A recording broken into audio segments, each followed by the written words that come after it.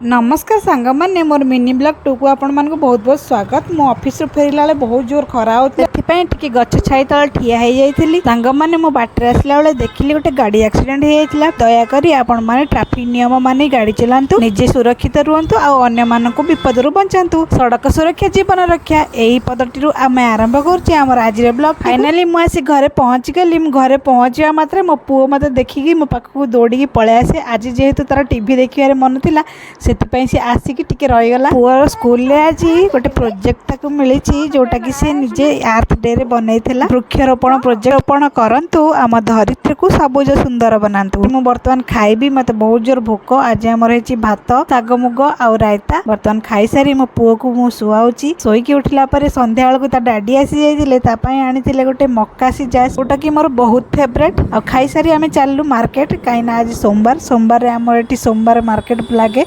तो मार्केट रू किसी जिनस आनिबार थिला, जाईकी मार्केटिंग करी आमे घर को फेरिलु।